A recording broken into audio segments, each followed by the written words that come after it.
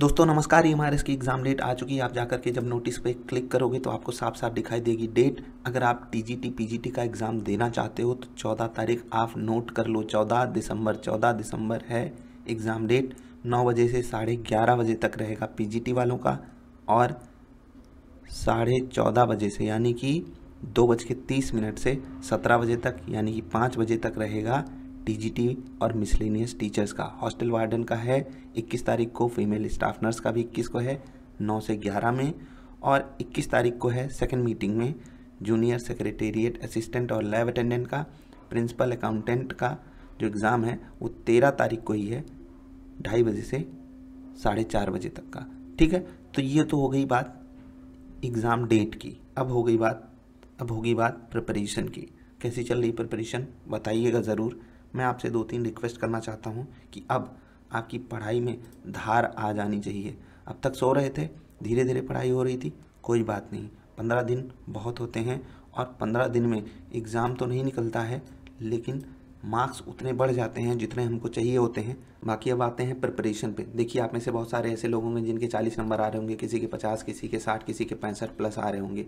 ये लोग तो अपनी जगह सेफ है, लेकिन अभी भी इम्प्रूवमेंट की गुंजाइश है 4 से 6 नंबर की। यहाँ पर आपको 8 से 10 नंबर की इम्प्रूवमेंट करनी ही पड़ेगी, अदरवाइज आप अपने आप को सेफ नहीं मान सकते हो। ये मैं तब बोल रहा हूँ जब पेपर मॉडरेट रहे, ठीक है। और जब पेपर मॉडरेट रहेगा तो आपको 65 प्लस टारगेट करना ही पड़ेगा, ठीक है। इनके लिए क्या है, देखिए अब यहाँ तक तो पहुँचना इनके लिए मुश्किल है, लेकिन 12 नंबर तो ये इम्प्रूव कर ही सकते हैं। इनके पेपर थोड़ा सा टफ आए तो इनको एडवांटेज हो जाएगा।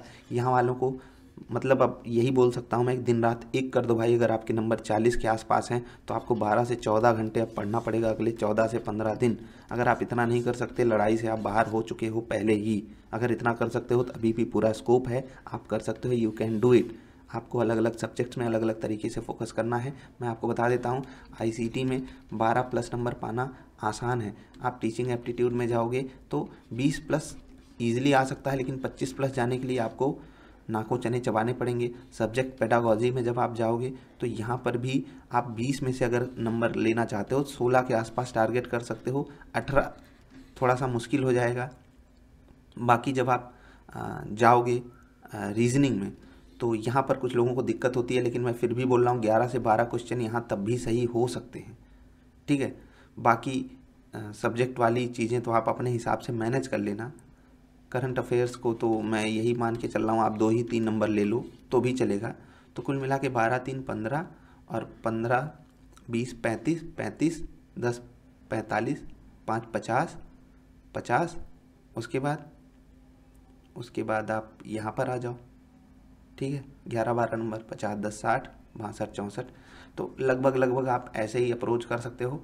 बाकी आपकी अपनी रणनीति अपने एंगल से होगी। मैं उसमें कुछ एक्स्ट्रा आपको नहीं बता सकता कि आप क्या बदल दो तो आपके फेवर में चीज़ें हो जाएंगी, वो आप खुद अपने आप को जानते हो। लेकिन जो चीज़ आप नहीं जानते हो वो ये कि भाई बिना एनालिसिस के चीज़ें आपके फेवर में नहीं जाएंगी। मैंने एक सवाल पूछा कि सीबीएसई का चेयरमैन कौन है, तो सब लोगों ने वो आंसर दिया जो सबसे बड़ा था। बहुत सारे टीचर्स बोलते हैं जो आंसर देखने में बहुत बड़ा सा लगे, सोफिस्टिकेटेड सा लगे, आपको उस पर क्लिक करना चाहिए। 78% लोग ऐसी मूर्खता कर रहे हो तो आप सोचो। और ऐसा नहीं है कि 2-4 लोग वोट दिए हैं, 93 लोग वोट दिए हैं। 93, बहुत सारे सब्जेक्ट में तो इतनी सीट भी नहीं है। अब आप सोच के देखो कि राहुल सिंह इसका आंसर है, ठीक है। राहुल सिंह इसका आंसर है और उस पर कोई क्लिक ही नहीं करना चाहता। मात्र 14% लोग हैं। कुछ लोग लिख रहे हैं 8% की ही लड़ाई है, राहुल सिंह आंसर है। तो बिल्कुल यही होता है, टॉप के 10-15% ही आपस में लड़ाई करते हैं, बाकी सब तो ऐसे ही। जैसे लोग बोलते हैं ना, हमारा जन्म हुआ है जनगणना के लिए। तो ऐसे मत करो भाई, एनालिसिस आपको करना आना चाहिए। किसी भी सोशल मीडिया पे कुछ भी चीज़ पोस्टेड है या कोई उसी पे आंसर मार रहा है तो आप भी उसी पे मार दो, तो ये तो अच्छी बात नहीं होती ना। आपको एनालिसिस करना आना चाहिए। अगर आप एनालिसिस नहीं कर सकते हो तो इंसान कहलाने के हकदार भी नहीं हो। एनालिसिस करोगे तभी वो होगा जो आप चाहते हो। बाकी आपकी मर्जी है, आपको कैसे जीना है आप अपने हिसाब से डिसाइड करोगे।